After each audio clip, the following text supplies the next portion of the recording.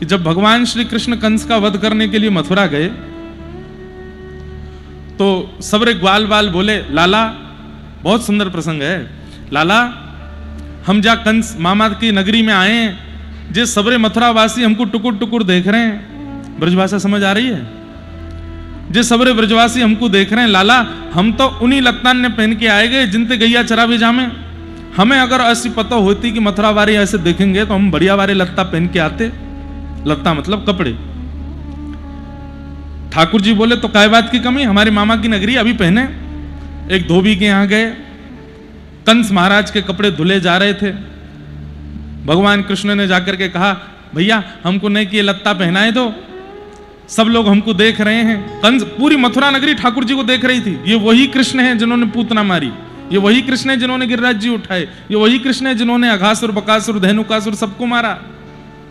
और कई लोग तो काना फूसी कर रहे हैं, ये वही कृष्ण है जो कंस को भी मारेंगे। तो सब देख रहे थे ठाकुर जी को। अटारियों पर भीड़ लगी है, जंगलों पर लोग खड़े हैं, द्वार पर लोग खड़े हैं केवल कृष्ण को देखने के लिए।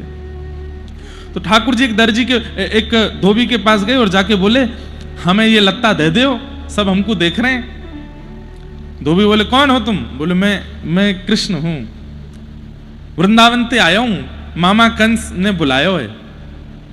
अच्छा, तो तुम वही कृष्ण हो जो आज कंस के हाथों मरोगे? ठाकुर जी ने कोई उत्तर नहीं दिया, लेकिन बगल में खड़े सखा बोले, लाला जाकी हिम्मत कैसे भैया ऐसे बोलवेगी? अरे हमें कोई लत्ता वत्ता ना चाहिए, चल यहाँ पे, हमारा अपमान कर रहा है। ठाकुर जी बोले, रुक जाओ, अरे भैया हम अब मरे को कौन, ये तो समय बतावे को, लेकिन आप ये लत्ता हमको दे दो, हम पहन लें। तो धोबी ने कही, चलो चलो, महाराज कंस के कपड़े हैं, इनकी कण की भी बराबरी नहीं कर पाओगे, तुम इनको पहनने की इच्छा रखते हो? बहुत अपमान किया। तो ठाकुर जी से सब ग्वाल बाल बोले, लाला नहीं कि एक बार या तू अपने पूतना वाले हाथ दिखा दे। ठाकुर जी बोले, अभी दिखाऊं? धोबी को बोला, इधर आओ। न धोबी पास गया, ठाकुर जी ने एक हस्त प्रहार किया, एक हस्त प्रहार में ही पूरा सर घूम गया, वही मृत्यु।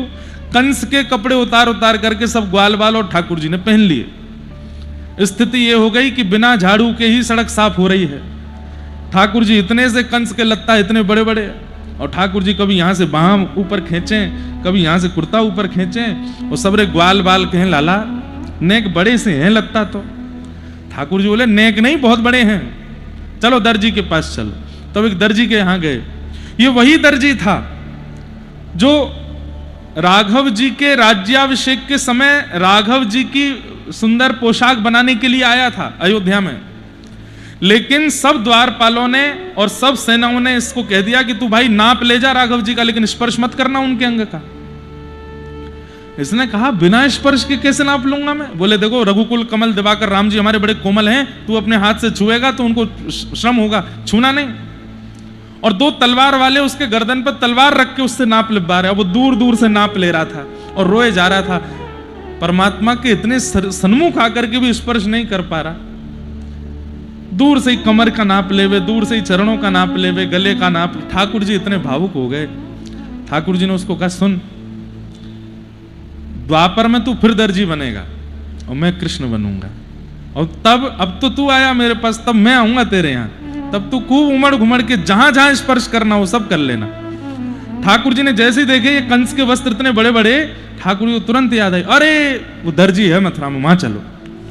जैसे ही ठाकुर जी पहुंचे, उस दर्जी को इस जन्म में पता नहीं था, लेकिन जैसे ही श्याम सुंदर को आते देखा, एक क्षण के लिए नेत्र बंद हुए, पूर्व जन्म का पूरा स्मरण हुआ, तुरंत याद आ गया, अरे इन्होंने वचन दिया था कि आएंगे। ठाकुर जी को भीतर लेकर के बोले, अब तुम्हें अच्छे से नाप लूंगा। बोले, ले ले। और महाराज कभी कमर पकड़े ठाकुर जी की, कभी हाथ पकड़े ठाकुर, कभी चरण पकड़े, और पकड़ करके रोवे, ग्वाल बाल के नाप ले रोए, अरे तू नाप ले रहो कि हमारे लाला के रोम कूपन में घुसवा चारो है, अरे नाप ले जल्दी कर। तब आने ठाकुर जी का नाप लेके वही वस्त्रों को ऑल्टर कर दिया, मतलब ठाकुर जी की फिटिंग हो गई। अब सब ग्वाल बाल बोले, हाँ लाला अब बढ़िया लग रहे हैं। लेकिन लाला, ब्रजवासीन के माथे पे जब तक चंदन ना लगे तब तक आनंद नहीं आवे। इतने में ही कुब्जा आ रही थी सामने से, उसके हाथ में चंदन। ठाकुर जी ने कही, रुक जा, अभी चंदन लगवाऊं। हे सुंदरी, तुम कहां जा रही हो? अपने आप को सुंदरी संबोधित सुनकर के कुब्जा चकित रह गई। मुझे सुंदरी किसने बोला? 3 जगह से मैं टेढ़ी, कुरूप मेरा स्वरूप, कोई मुझसे बात करता नहीं। मुझे सुंदरी कह रहे हैं। ठाकुर जी के समीप गई, भगवान बोले ये चंदन हमको बहुत प्रिय लग रहा है। कुब्जा बोली वैसे तो ये महाराज कंस के लिए घिसा है, लेकिन मेरी अच्छा हो रही, मैं आपको लगा दूं। बोले लगाओ। भगवान के जैसे ही चंदन लगाया, ठाकुर जी ने थोड़ी पकड़ के खींचा, उसको सुंदरी बना दिया। चंदन हो गया, वस्त्र हो गए, सब व्यवस्था हो गई। अंत में सब ब्रजवासी बोले लाला एक एक माला और पड़ी होती गले में तो एक आनंद आ जातो। चंदन भी लग गए, पोशाक भी बन गई, माला गले में होती, तब मथुरा में प्रवेश करते तो आनंद आतो। ठाकुर जी बोले चलो माली के यहां चलें। जैसे ही ठाकुर जी माली के बगीचे में पहुंचे, माली से जाकर के कहने लगे भैया हमको कुछ पुष्प चयन करके माला बना के पहना दो, नहीं हमारी शोभा बनेगी। ठाकुर जी को माला बहुत प्रिय है। कितने श्लोकों में इस बात का वर्णन है। वरहा पीडम नटवर वपुः कर्णयो कर्णकारम बिभ्रदवास कनक कपिसम वैजयंतीम च मालाम। रंध्रान वैजंती माला किसको कहते हैं?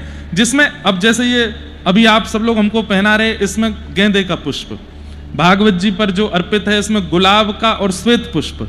वैजंती माला होती है जिसमें 5 प्रकार के पुष्प होते हैं, 5 पुष्प, पीले हैं, हरे हैं, लाल हैं और सब में सुगंधी है। और ऐसे नहीं कि बस भर दिए एक के ऊपर एक, उनकी सुंदरता ऐसी है कि बस ठाकुर जी प्रसन्न हो जाए उसको देख के। वही जयंतीम च माला। तो ठाकुर जी ने जाके माली से कहा कि हमको माला पहनाओ। माली बोला सारे पुष्प कंस के सभा में सजावट में लग चुके हैं, अब बगीचे में कुछ नहीं बचा। तो भागवत जी में वर्णन आता है कि जब बगीचे के भीतर पौधों ने देखा कि श्याम सुंदर बाहर खड़े हैं और हमारा चयन करने के लिए आए हैं, और हम इतने दुर्भाग्यशाली कि हमने अपने ऊपर उत्पन्न हुए पुष्पों को कंस की सभा में भेज दिया, तो सारे पौधों ने मन में विचार किया कि हमारा जीवित रहना, हमारा पौधा बनना धिक्कार हो गया कि हम ठाकुर जी की सेवा नहीं कर पा रहे। तब उन सब ने ब्रह्मा जी से प्रार्थना की, हे विधाता आपका नियम है कि महीना 2 महीना में हम पे पुष्प आता है, लेकिन आज सुबह ही हमारे पुष्प तोड़ लिए गए हैं कंस की सेवा के लिए, लेकिन हम तो वास्तव में पृथ्वी पर इनकी सेवा के लिए आए हैं। कृपा करके भले ही हमारे प्राण हरण कर लीजिए, लेकिन अभी इसी वक्त पुष्प प्रकट कर दो ताकि हम इनकी सेवा कर सकें। ब्रह्मा जी ने उन सबके भाव को पूर्ण किया और सुबह जो पुष्प तोड़े जा चुके थे, पौधे सब खाली थे, लेकिन ब्रह्मा जी से प्रार्थना करने पर पौधों में फिर से पुष्प प्रकट हो गए। और बाहर खड़े खड़े ठाकुर जी माली से कह रहे हैं भैया देख लो एक आध फूल हो तो दे दो, कान पे लगा लेंगे हम। अरे हम कह रहे हैं ना भीतर पुष्प नहीं है। ठाकुर जी को इतने में सुगंधी आई। ठाकुर जी बोले सुनो देख लो बस एक बार। वो देख क्या लो, मैंने ही तोड़े। बोले देख लो ना, हमारी मान के एक बार देख तो लो। माली ने जाकर के जैसी बगीचे में देखा, आहा, जिन पुष्पों की आकृति सूक्ष्म होती थी आज वे पुष्प भी इतने सुंदर सुंदर विहद विहद ऐसी अद्भुत सुगंधियों से पुनः प्रकट हो गए। माली सिर पकड़ के बैठ गया, मैंने सुबह ही सारे पुष्प तोड़े थे, ये कहां से आ गए सब? तब ठाकुर जी बोले पुष्प पृथ्वी पर मानवों के लिए नहीं आता है, मेरे लिए आता है, ये मेरी सेवा के लिए ही प्रकट होता है। अब आप सुंदर माला चयन करके पहनाओ। तो महाराज जी का जो प्रश्न था उसमें महाराज जी की जो संवेदना है वो बहुत उचित है कि पुष्प में भी जीव होता है, उसको हम क्यों तोड़ते हैं। लेकिन वास्तव में पुष्प अगर नहीं तोड़ा जाए तो जीवन भर वो केवल वृक्ष पर टंगा टंगा टंगा एक दिन सूख करके अपने प्राण त्याग देगा। ये वैसा ही हो गया कि व्यक्ति केवल संसार में लगा रहा, लगे लगे लगे एक दिन अपने प्राण त्याग दिए। लेकिन जैसे गुरु एक बार जीवन में आकर के उस व्यक्ति को राघव जी की शरणागति करा देता है, ऐसे ही माली रूपी गुरु जाकर के पुष्प की माला बना करके जब राघव जी के चरणों में पहनाता है तो उस पुष्प का जीवन भी धन्य हो जाता है। वह भी आनंदित हो जाता है कि चलो कृपा मुझ पर जो मुझे ठाकुर जी के चरणों में अर्पित किया। एक बार हम बद्रीनाथ में कथा कर रहे थे, वहां मुझसे किसी ने कहा महाराज जी गैयाओं का दूध हम लोग पी जाते हैं, जो बछड़ा बछियाओं का अधिकार होता है वो हम लोग पी जाते हैं, हम लोग घी बना लेते हैं, मक्खन बना लेते हैं और कुंटलों कुंटलों घी मंदिर में लगा दिया जाता है, ठाकुर जी को इससे अच्छा नहीं लगता होगा। मैंने कहा ऐसा नहीं है। गैया मानवों के लिए आई ही नहीं थी पृथ्वी पर, वो ठाकुर जी के लिए आई थी, वो ठाकुर जी के लिए कामधेनु प्रकट हुई है। वो बात अलग है कि जब ठाकुर जी लीला पूरी करके गए तो सबको निधियां दे गए, उसमें एक गैया भी है कि भाई इनकी सेवा करो।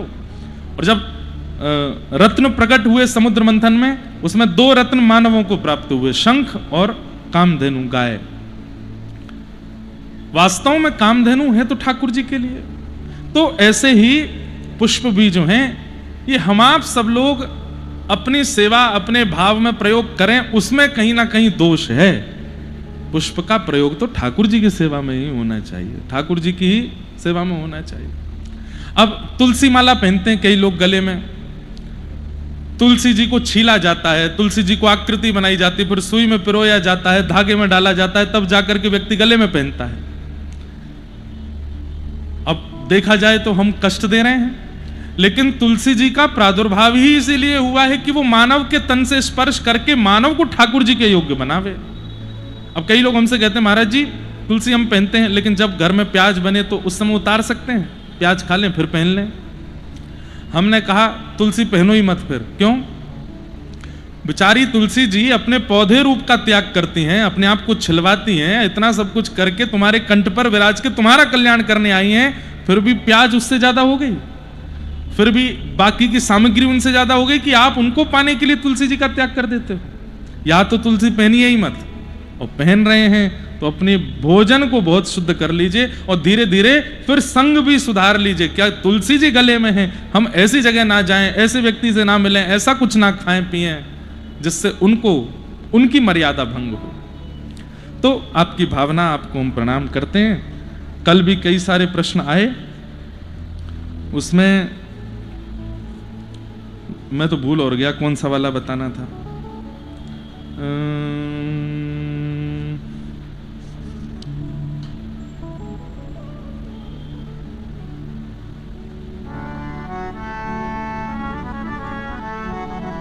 किसी का भाव है कि महाराज जी मुझे प्रिया प्रियतम का प्रेम चाहिए, पर घर पर मेरे पिताश्री मुझे बहुत सुनाते हैं। ठाकुर जी की सेवा भी बहुत बहुत सुननी पड़ती है, और लहसुन प्याज खाना छोड़ा तो नॉनवेज खाने की धमकी देते हैं। आपके वैसे तो बोलना नहीं चाहिए हमें, हम पिताजी को कुछ नहीं बोलेंगे, पर आपको बोल देते हैं। इसी से आप समझ जाना कि आप प्रहलाद हो। और श्री प्रहलाद जी महाराज विपरीत पिता, विपरीत परिवार, विपरीत सब स्थिति में रहते हैं।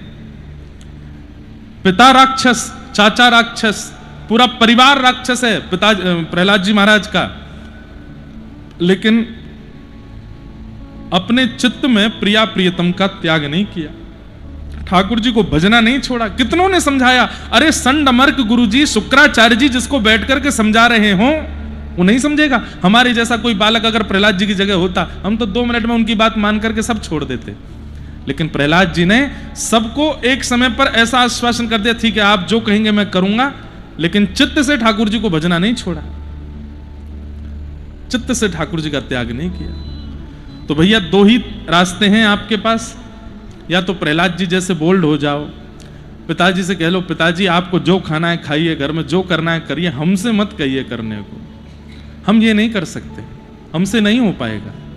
जिस प्रकार कोई माता पिता विष खाने को थोड़ी देंगे अपने पुत्र को, व्यसन करने को थोड़ी देंगे। आप कह दो ये विष के समान है, आपने खिलाया तो मेरे प्राण चले जाएंगे, मत करिए ऐसा।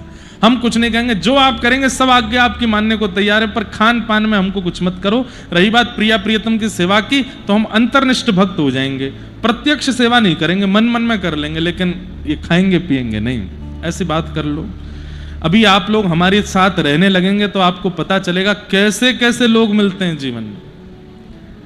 एक पिताजी, एक बेटा, एक बालक आया हमारी कथा में, वो शिष्य भी है मेरा। उसने मुझे बताया, बोले महाराज जी मेरे पिताजी को इतना बुरा लगता था कि मैं कथा सुनता था, तो मैंने रात्रि छुप छुप के सुनना शुरू किया। मैं पढ़ने में अच्छा हूं, मैं सब कुछ अच्छा करता हूं, लेकिन मेरे पिताजी को केवल भगवान से बैर है, और मैं परम भक्त हो गया हूं परिवार में। मैंने कहा फिर? बोले कथा सुनता था इसके लिए मुझे खूब सुनना पड़ता, वृंदावन जा गया तो मुझे पिटाई भी हुई, और मैं जिस दिन दीक्षा लेकर के वापस गया तो मैंने माता पिता को बताया, पिताजी इतने नाराज हुए, इतने गुस्सा हुए, बोले तू संत बन जाएगा, बाबा जी बन जाएगा, महात्मा बन जाएगा।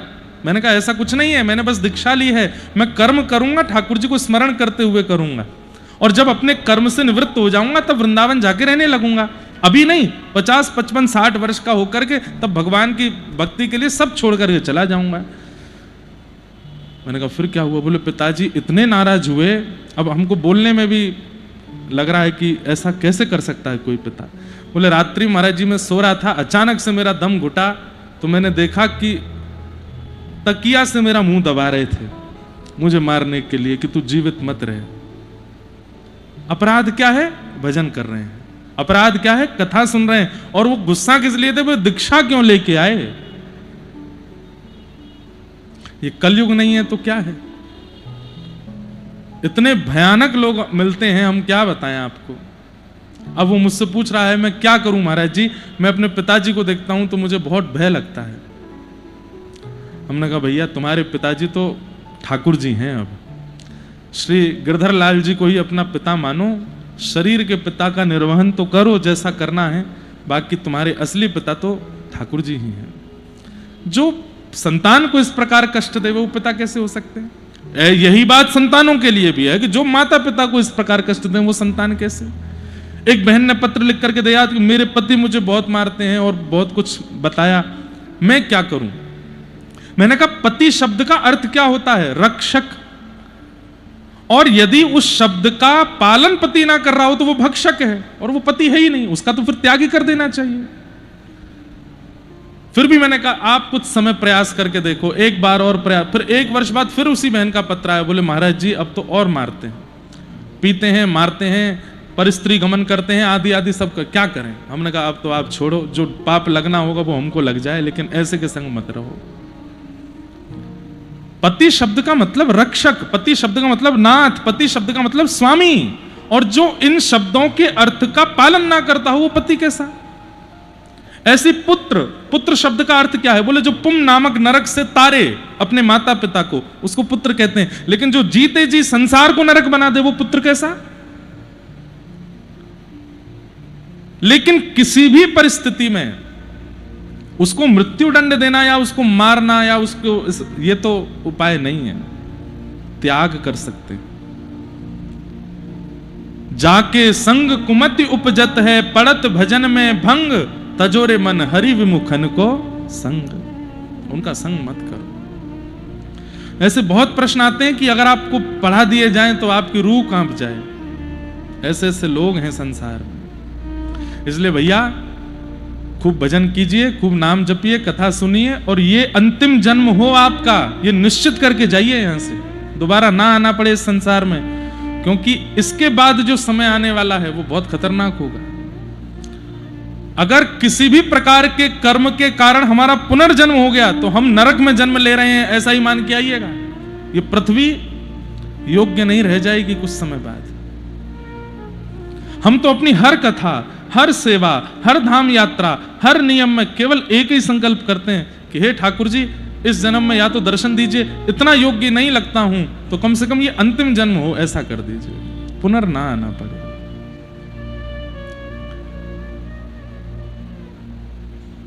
वैसे तो हमारी वृंदावन रीति कुछ और कहती है। वृंदावन को भजने वाला, वृंदावन में जन्म लेने वाला, वृंदावन में मृत्यु को प्राप्त करने वाला, दिन रात वृंदावन का गुण गाने वाला, वह वैकुंठ नहीं जाता, वो स्वर्ग नहीं जाता, वो गोलोक नहीं जाता, वो पुनः वृंदावन में ही जन्म लेता है। लेकिन प्रकट रूप में वृंदावन में नहीं, अप्रकट वृंदावन एक और है। एक अप्रकट वृंदावन है जिसको निज वृंदावन कहते हैं, वो वहां जन्म लेता है। वहां प्रिया प्रियतम प्रत्यक्ष लीला करते हैं। स्वामी श्री हरदास जी महाराज, मीराबाई, श्री उद्धव जी महाराज, श्री सूरदास जी महाराज, ये सब उस निज वृंदावन में प्रकट रूप से विद्यमान है। और वहां ठाकुर जी की प्रिया प्रीतम की नित्य लीला। तो हम कहते हैं जन्म देना नहीं, देना हो तो निज वृंदावन में दे देना, इस संसार में नहीं। यहां से तो हम जितना जल्दी निकल सकें अच्छा है। भैया आप अपने जीवन में सुई भर का काम कर दीजिए, उस सुई को मूसल बनाने का काम दुनिया कर देगी। इतना खतरनाक है ये संसार। इसलिए भैया बस ठाकुर जी का भजन करो। सब प्रश्न हैं, बहुत कुछ संसार में चल रहा है, सबको प्रणाम करो। आपका उद्देश्य क्या है? इसकी बात से मुझे बुरा लग गया, इसने मुझे बुरा कह दिया, इसने मेरा अपमान कर दिया, ये मेरे से पीछे पड़ा है, इसने मेरे पे मुकदमा कर दिया, ये आपका उद्देश्य नहीं है कि उनसे उलझो। आपका उद्देश्य है श्री राघव जी ठाकुर जी आपको मिलें, करने दो जो कर रहे हैं। आप तो अपने उद्देश्य को रखो। हम बैठे हैं यहां पर, सम्मान मिलता है, अपमान भी बहुत मिलता है, लेकिन ध्यान नहीं देते।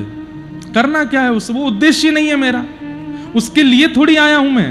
व्यास मंच मिला है, बोलने को गला मिला है, गाने को स्वर मिला है, उससे मैं ठाकुर जी की सेवा करूं ना। उनका काम है वो बोलते रहें, मेरा वो उद्देश्य नहीं कि मैं उनको उत्तर देने जाऊं या उनके कहे गए शब्दों से बुरा मानूं। नहीं, ठाकुर जी की सेवा करनी है, उसके लिए आए हैं। अपना उद्देश्य करके चलो, काम करते चलो, नाम रटते चलो, हर समय कृष्ण का ध्यान धरते चलो, मुरली वाले को मन से रिझाते चलो, कृष्ण गोविंद गोपाल गाते चलो।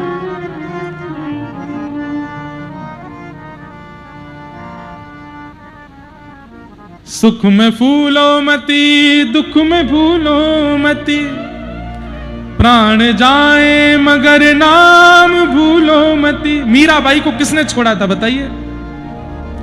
नृत्य कर रही थी ठाकुर जी के आंगन में, और लोग बाग, अरे नाचने वाली आ गई, इसका काम क्या है? अरे ये तो ऐसी है, ये तो वैसी है, क्या क्या नहीं बोल देते थे मीराबाई को। अपने घर की बेटियों को दूर कर देते, इसको मत देखना, इसकी छाया पड़ गई तो इसके जैसे नाचने गाने लग जाओगी तुम भी मंदिरों में जाके। पर गुसाई जी ने एक दिन क्या देखा, पता नहीं क्या देखा, ठाकुर जी की गले की माला उतार करके सबके सामने जाकर के मीराबाई के गले में पहना दी। कहने वाले लोगों ने गुसाई जी को पकड़ लिया, आप कैसे कर सकते हैं? ठाकुर जी के गले की माला उतार के आपने ये नाचने वाली के गले में डाल दिया। बोले तुमको नाचने वाली दिख रही है, तुमको गाने वाली दिख रही है, क्योंकि तुम्हारी बुद्धि में वही है। लेकिन मैंने क्या देखा, जब मीरा नाच रही थी तब सामने खड़े श्याम सुंदर के दो दांत दिखाई दे रहे थे, वो हंस रहे थे, वो प्रसन्न हो रहे थे, उनको सुख दे रही थी। वो तुम्हारे लिए करती ही नहीं है, वो ठाकुर जी के लिए करती है। इसलिए संसार पर ध्यान मत दीजिए, ये तो हर दिन और बदतर होता जाएगा। आप केवल अपने उद्देश्य को स्पष्ट करते हुए उस पर चलिए। श्याम सुंदर को पाना है तो ये बात सुनिएगा, अगर ये उद्देश्य नहीं है तो फिर आप वैसे ही रहिए जैसे हो। पर आपका उद्देश्य ठाकुर जी हैं तो इस संसार की बातों में ज्यादा पड़िए मत।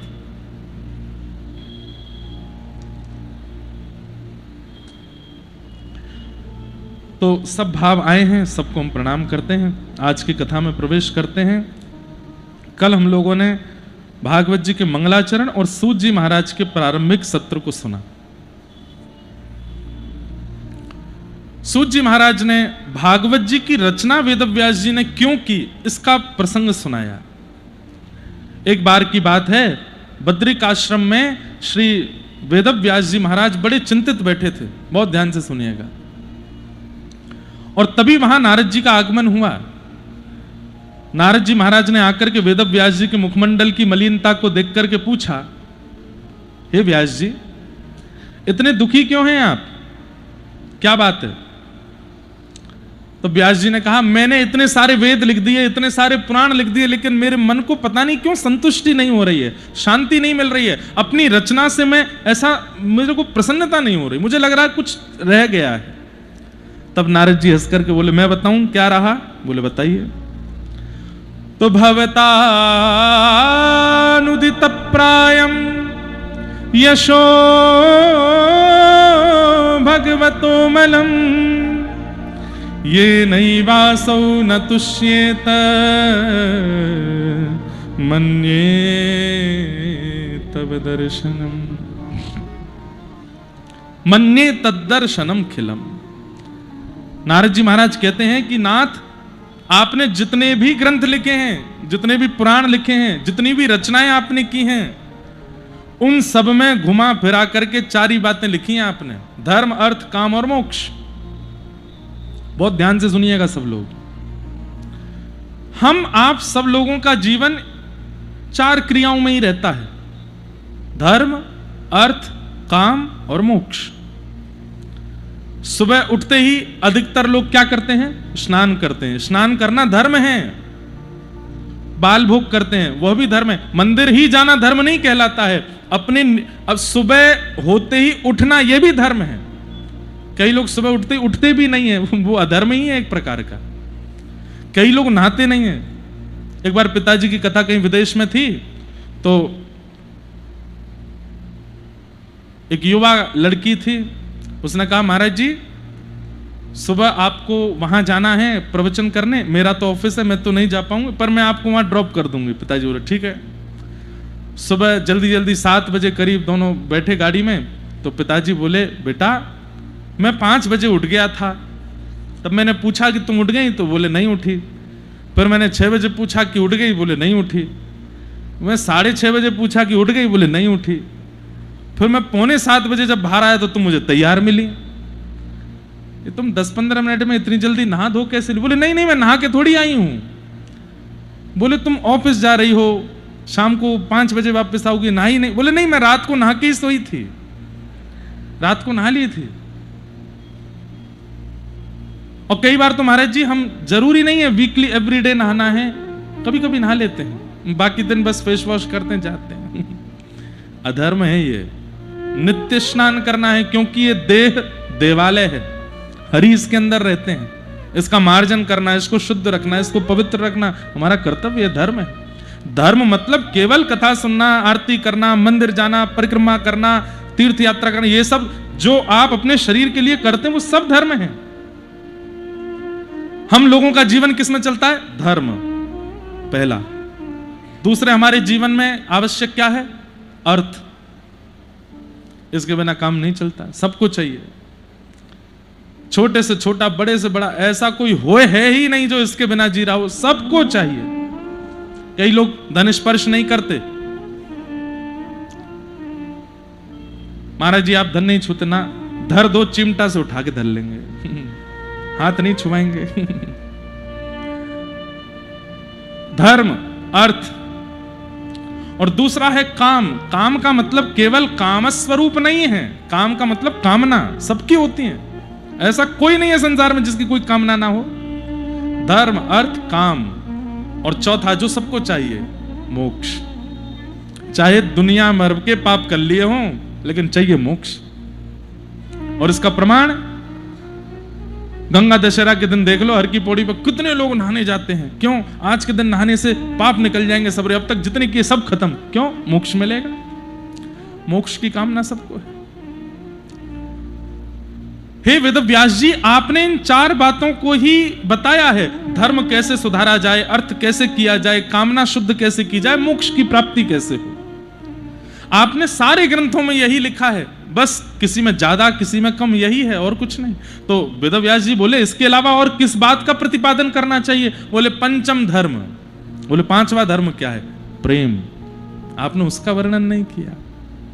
और व्यास जी जब ये 5वां प्रेम आता है ना, तो ये चारों धर्म जो हैं ये गुप्त हो जाते हैं। प्रेम के आगे फिर धर्म नहीं चलता, प्रेम के आगे फिर अर्थ नहीं चलता, प्रेम के आगे फिर कामना नहीं, प्रेम के आगे मोक्ष भी नहीं चलता। हमारे वृंदावन में धर्म, अर्थ, काम, मोक्ष चारों हाथ जोड़ के खड़े हैं। वहां प्रेम की प्रधानता है। दुनिया के किसी भी मंदिर की मंगला आरती 5 बजे 6 बजे हो जाती है, 4 बजे होती है। अरे बद्रीनाथ में 3:30 बजे हो जाती है।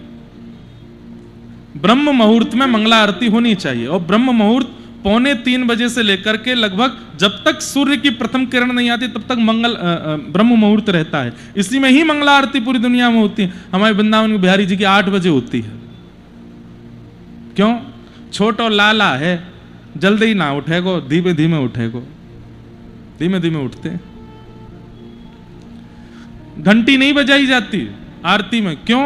पूरी दुनिया में गरुण विराजमान, घंटी के बिना आरती नहीं होती। बिहारी जी में घंटी नहीं बजती। क्यों? छोटो लाला है, डर जाएगो घंटी बजाएंगे तो।